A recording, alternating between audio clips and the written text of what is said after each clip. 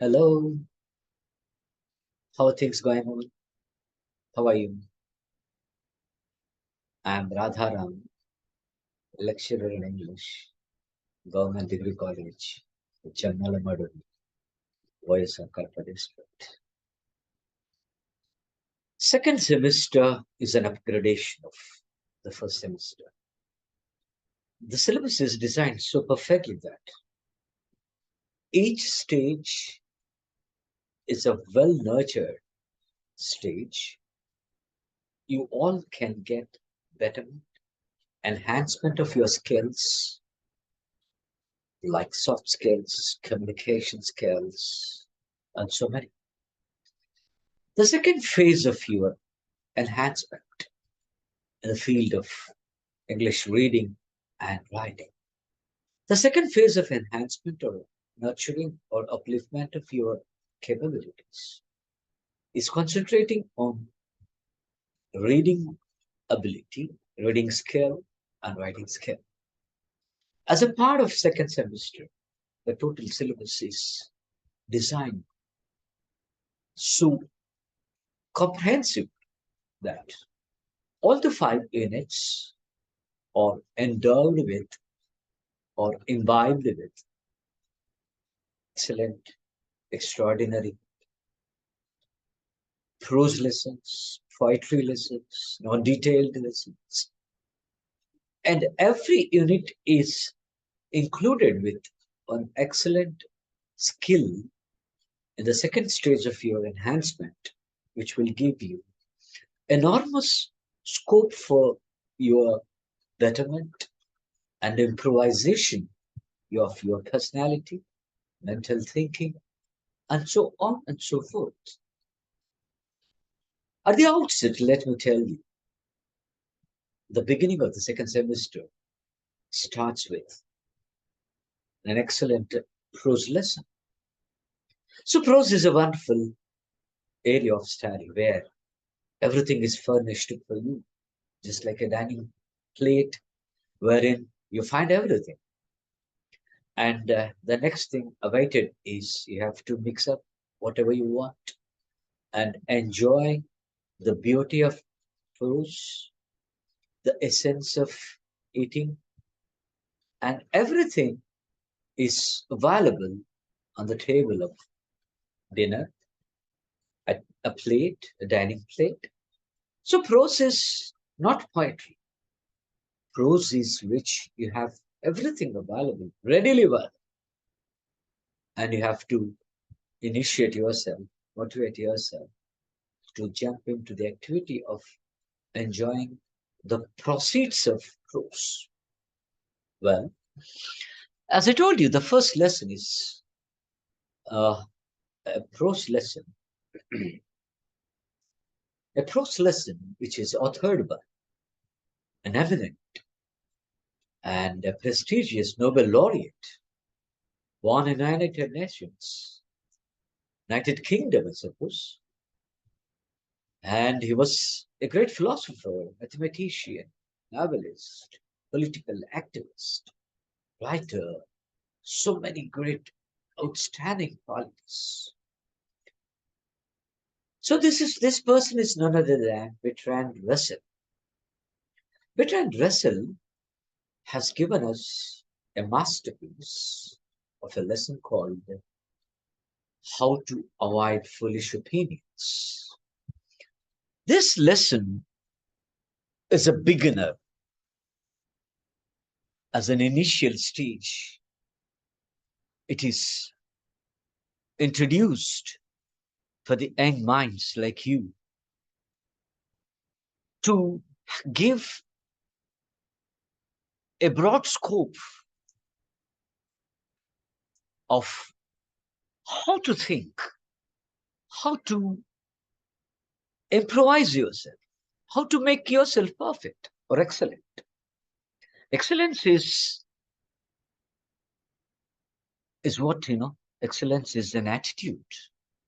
So if you want to achieve that excellence, you must read lessons like this.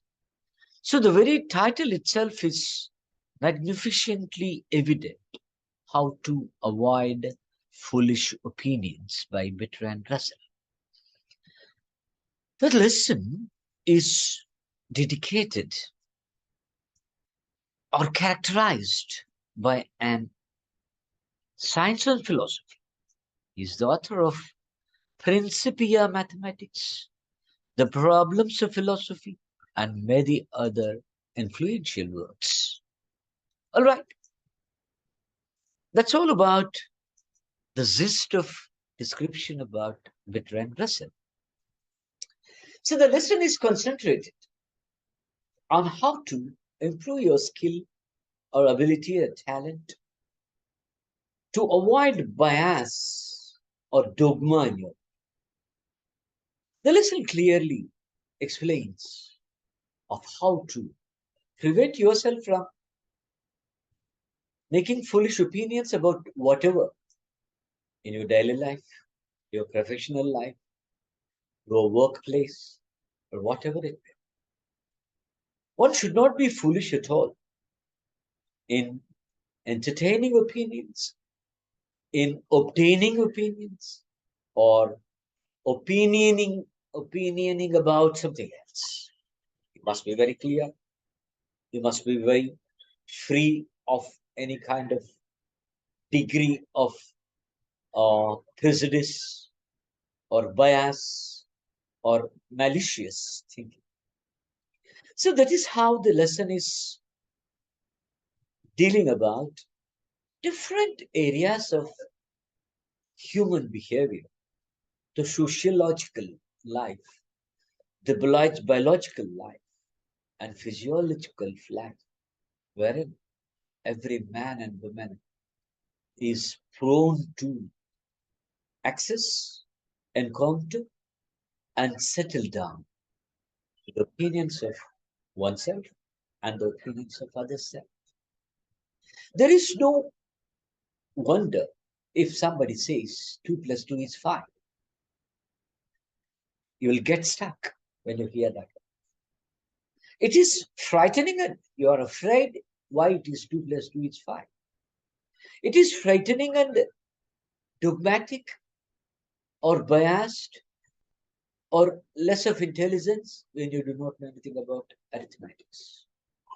Those who know anything about arithmetics can understand well where the problem is and how to achieve the solution for the problem.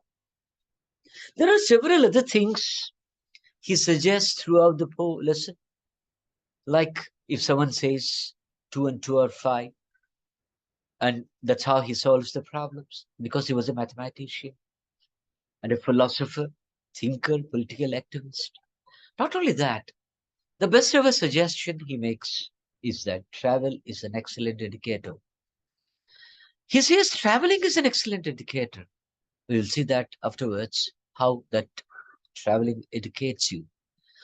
Furthermore, according to Russell, what is the only way to tackle self-pride? We are full of pride. We are imbibed with pride. We are filled in with pride. But how to tackle that self-pride is the another area where he deals with. So, Bertrand Russell, after explaining or prosairizing everything in the prose lesson how to avoid foolish opinions, he describes many other things. He deals with his own personal life. He wants to check his wife's teeth, count his wife's teeth. You know the best approach he made? Sat in front of her, asked her to open the mouth, and started counting the number of teeth that she has. Do you think is that the best ever opinion? If you don't think it is the best ever opinion at all, then what could be the other way of knowing the number of teeth one woman has got and what are the number of teeth that men have got? There is lots of difference in the number of teeth that women and men have because women are wiser than men. Women are wiser than men. They know less and understand more. You must be careful with this statement. All right. Anyway, after going into the lesson, after understanding or appreciating the lesson, one can go to the testing part of the lesson. Everywhere there is test, there are bells in the school or college, as long as there are tests in the college. So, testing part is unavoidable. Let us briefly check into the now some number of some questions and deal with the answers also. The first ever question that we can make after reading the lesson, How to Avoid Foolish Opinions by Bertrand. The first question that pokes into every mind is, how can we prevent developing a dogmatic attitude as per Russell's suggestions? So dogmatic, stringent, determined, and not flexible. That is called dogmatism. One doesn't like to change his mind. That is called dogmatism. So the answer could be, the plausible answer could be for that will be, you have to give brief introduction about the Arthur Russell, when he was born, and he must say something about him, as you can see in the slides: philosopher, logician, mathematician, historian, like that. And like that, you have to write. This is a thought-provoking essay. You can write some more words like this so that you can get more evaluation, validation for this. And despite the sentiments of the topic that the topic dealt with, we can find elements of clarification, cheerfulness, and gentle humor in this essay. You can write words like this kind so that you'll score more and you will impress more, and the reader will be comfortable and happy to deal with the answers that you are writing. The thought-provoking essay advises us in avoiding bad ideas. Foolish opinions are bad ideas. First, look at things for yourself. The first solution to avoid foolish opinions is you have to look at things for yourself. Second, if you cannot observe an issue, think about any biases you might have about it. This is because belief can go beyond facts. And the essay Russell gives us tips on how to avoid foolish opinions. The answer goes like this.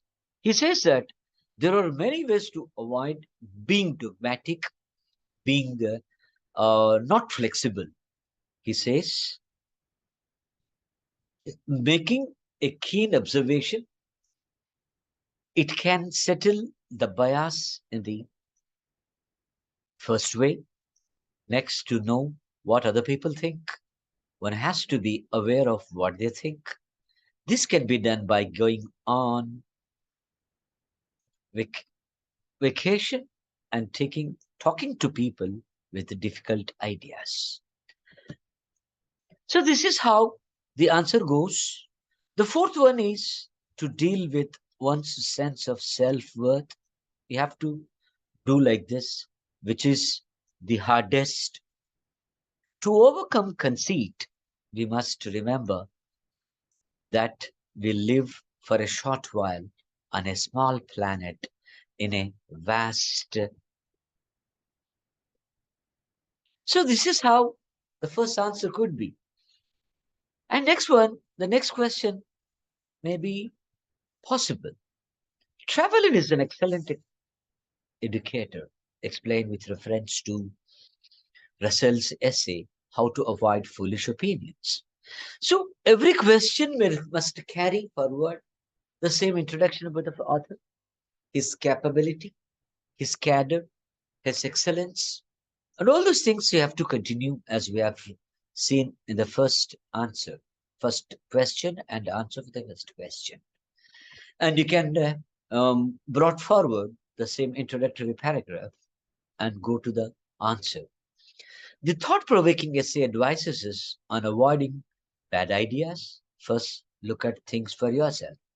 Second, if you cannot observe an issue, think about any biases you might have about it.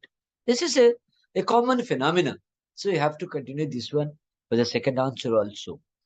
This is because belief can go beyond facts. Belief can go beyond facts. And the essay, Russell gives us tips to how to avoid foolish opinions. It is said that travel is an excellent educator.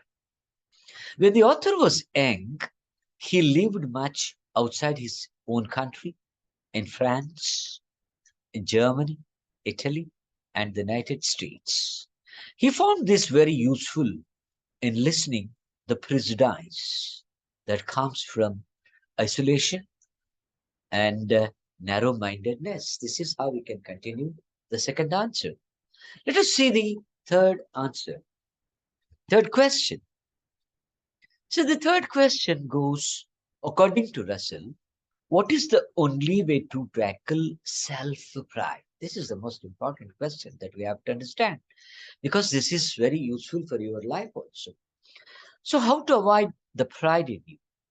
The third question and the answer for the third question also can be started with the same introductory paragraph and so all about the simple gist about the excellence that is underlying the character of the author Bertrand Russell.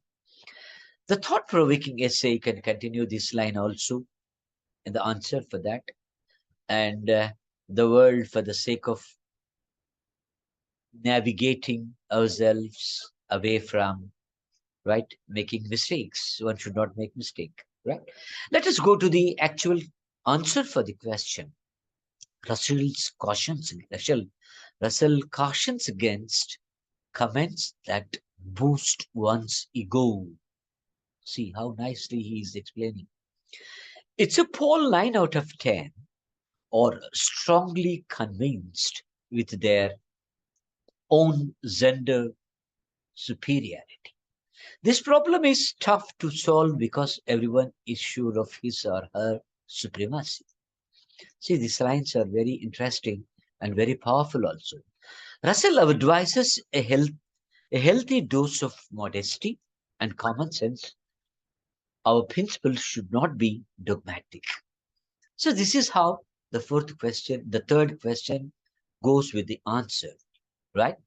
And the final concluding answer of the third question is best endowed with solution also. You can write the solution like this.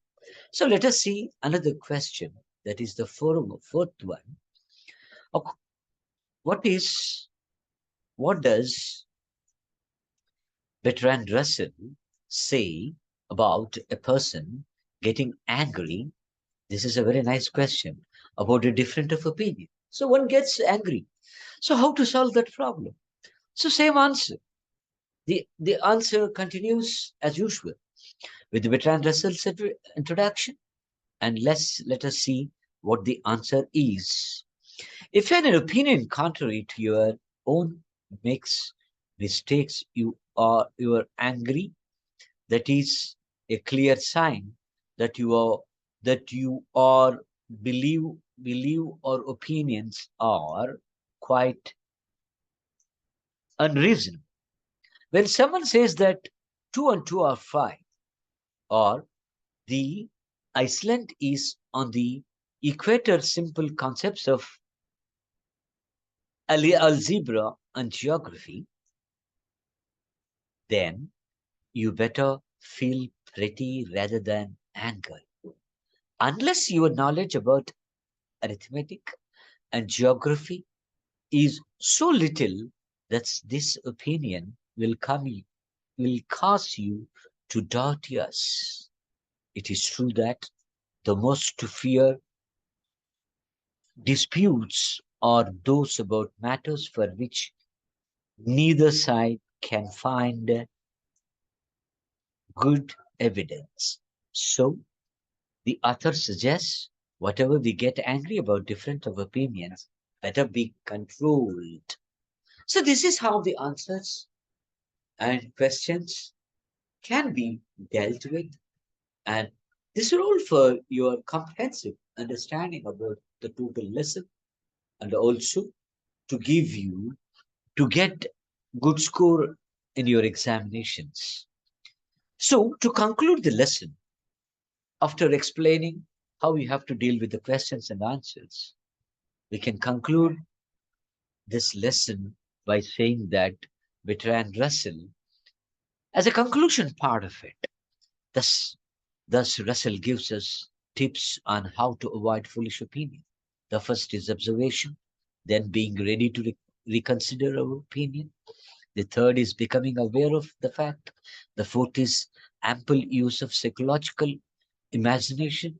And the fifth is keeping self esteem within limits. I hope you all understand well about the appreciation of the lesson and also your best ever attempt to answer the questions which so may which may occur in your examination pattern. Thank you so much.